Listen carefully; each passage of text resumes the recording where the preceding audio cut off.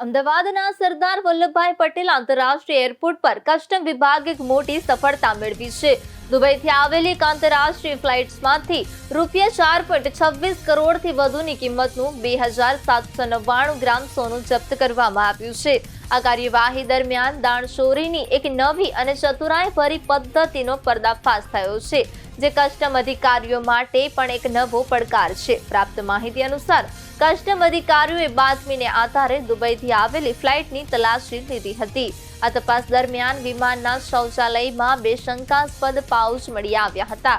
આ પાઉચ ખોલતા તેમાંથી 24 સોનાના બિસ્કિટ મળી આવ્યા હતા, જેનું કુલ વજન 2799 ગ્રામ થવા જાય છે। કસ્ટમ દ્વારા આ સોનાનો મોટો જથ્થો કબજે કરવામાં આવ્યો છે।